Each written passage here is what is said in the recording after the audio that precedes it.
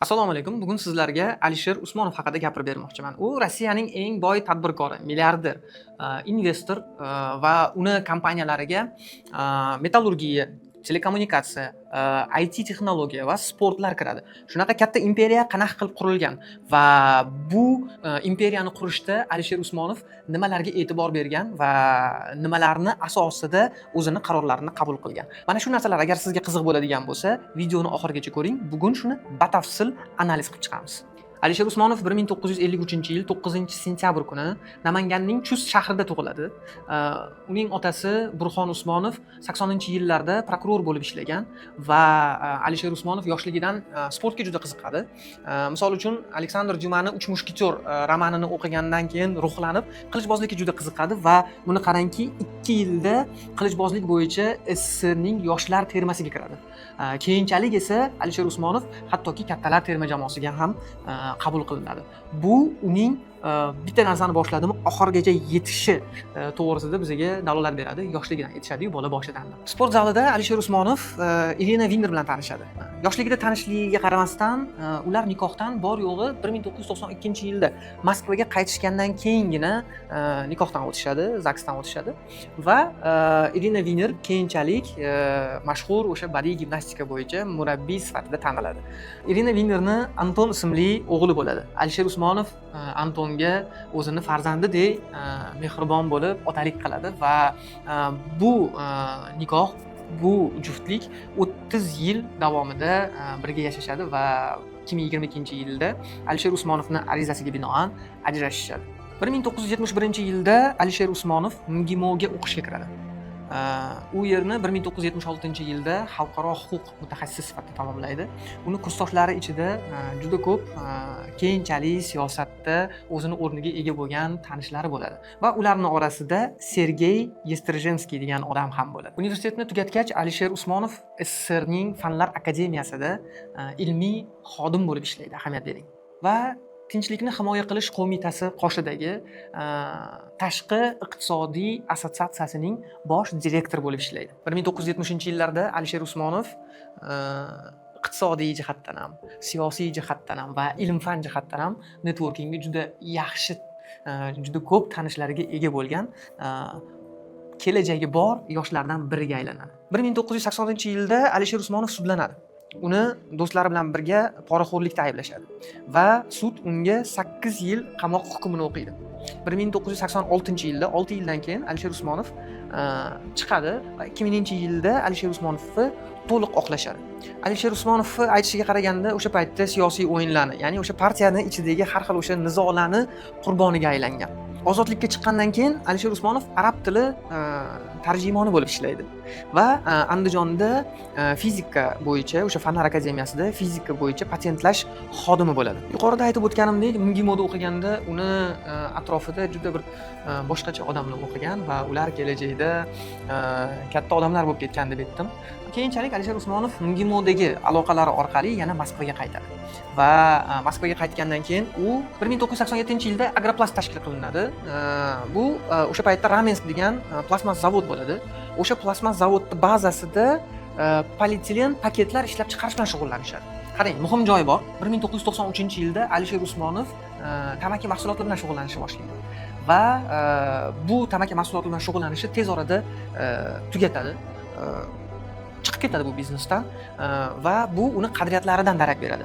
Gap shundaki, Alisher Usmonov men deydi, odamlarga zarar beradigan narsa bilan biznes qilgim kelmayapti deydi va yaxshigina, bo'lmaygina daromad kelib turgan bo'lsa ham bu biznesdan voz kechadi. 90-yillarning oxirlarida Alisher Usmonov Rem Vyakirov, o'sha paytda Gazpromning rahbari bo'lgan Rem Vyakirov bilan birgalikda Oskol degan elektrometallurgiya bilan shug'ullanadigan kombinat va Lebedinskiy kon boyitish kombinatlarini sotib olishadi va ular bu aktivlarni birlashtirib Gaz Metal kompaniyasiga asos solishadi. Buni qarang, 2002-yilda Alisher Usmonovning Interfin kompaniyasi Gazpromni ulushini sotib oladi va Kon Metallurgiya holdingini yagona egasiga aylanadi.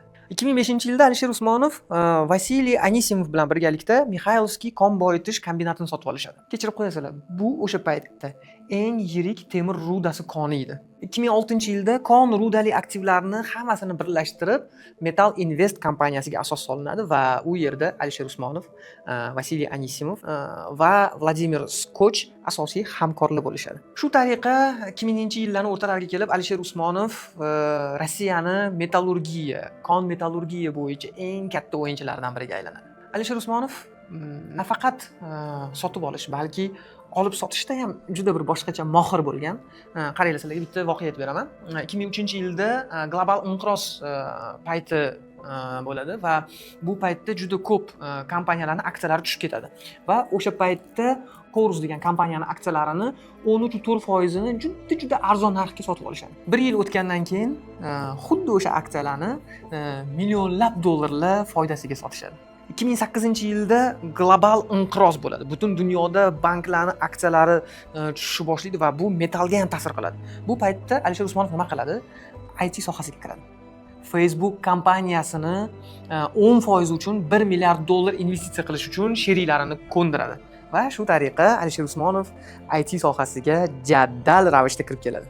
Keyinchalik u Apple, Alibaba, Uber kabi kompaniyalarga ham investorlik qiladi va buni mazasini tushungan Alisher Usmonov endi Rossiyani o'sha paytdagi Mail.ru kompaniyasi bo'ladi. Mail.ru'ni ichida Odnoklassniki, VKontakte, ICQ degan kompaniyalar bo'ladi va mana shu kompaniyalarni katta investorlarga aylanadi. Bu haqida hali yana batafsil to'xtalamiz. Hozir esa Alisher Usmonov telekommunikatsiyaga qanaqa qilib kirib kelgani, telefoniyaga qanaqa kirib kelgani va megafon tarixiga hozir qaytamiz. 2008-yilda u daniyalik yurist Jeffrey Gallemandan megafon operatorlarining ulushini sotib oladi. Natijada kompaniya aksiyalarini qariyb 31%ni nazoratiga oladi. 2012-yilda esa megafonni nazorat paketini qo'lga kiritadi. 2013-yilda esa megafon o'sha paytdagi Yota internet provayderini sotib oladi va internet bozoriga ham kirib kelib, u yerdagi katta ulushga ega bo'ladi. Boyaga aytib o'tgan Mail.ru kompaniyasini kelishuv to'g'risida gaplashmoqchimiz hozir. Gap shundaki, Alisher Usmonov 2010-yilda Digital Sky Technology fondi orqali aynan o'sha Mail.ru kompaniyasini nazorat paketini sotib oladi, nazorat o'rnatadi va bu Mail.ru'ni, Metal Invest, Megafonni, Yotani hammasini birlashtirib USM Holdingga asos soladi. Bu USM Holdingga ulushlar quyidagicha taqsimlangan bo'ladi.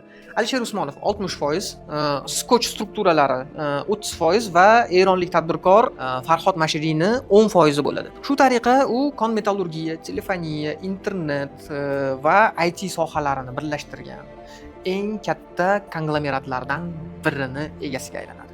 Agar esinglarda bo'lsa, Alisher Usmonov sportga qiziqqandim boshida va buni qarang, 2007-yilda hammamiz bilgan Londonda Arsenal klubini aksiyalarini sotib oladi.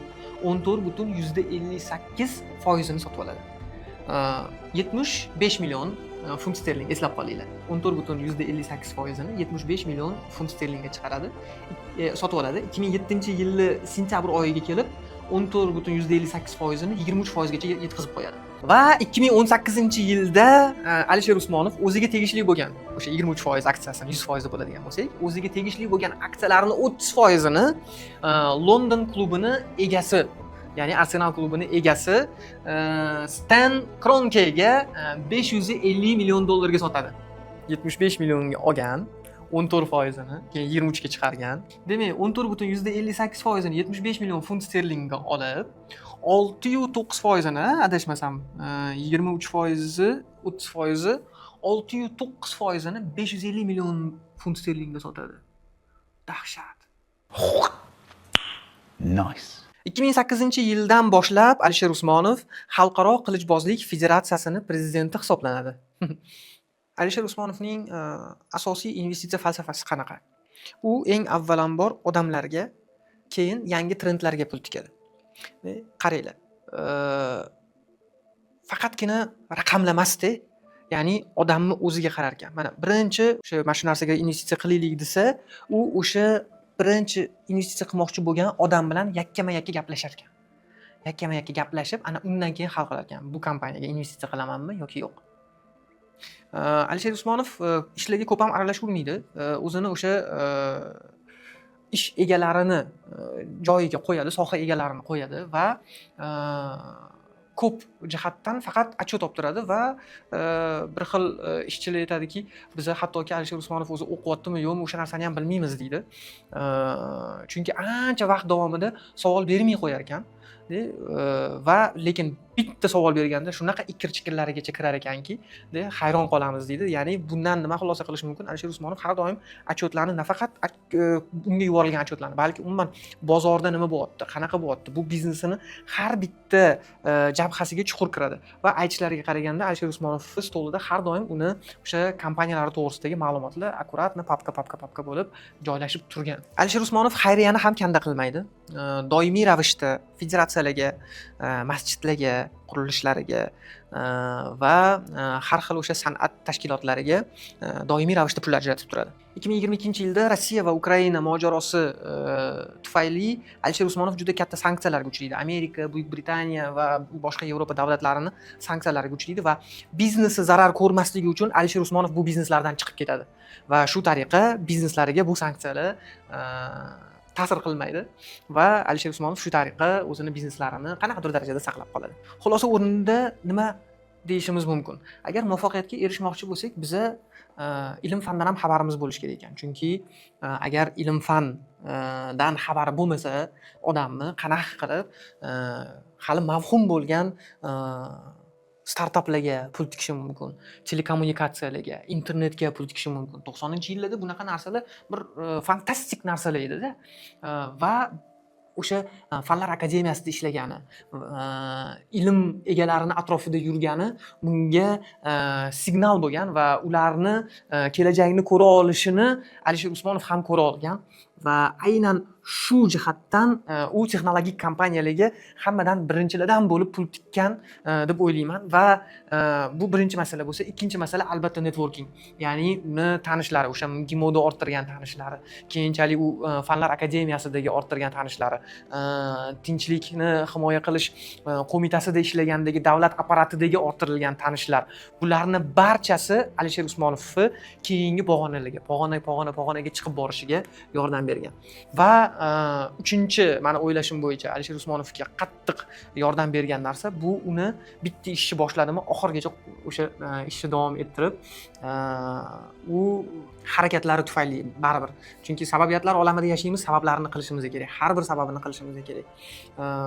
Azizlar, meni o'ylashim bo'yicha odam qilgan ishni odam qiladi va biz ham agar ilm fandan yiroq bo'lmasak, atrofimizga yaxshi odamlarni to'plasak va harakatdan to'xtamasak, albatta biz ham kelajakda milliarder bo'lamiz. Va xohlasa, Arsenalda bo'lmasa ham Manchester Cityni balki qaysidir aksiyalar sotib olarmiz. Keyingi sonlarda ko'rishguncha salomat bo'linglar. Ha, aytgancha, podpiska, kolokolchik, hammasi esdan chiqmasin, chunki bundan buyog'iga mana shunaqangi qiziq-qiziq keyslarni sizlarga yoritib borishda davom etamiz.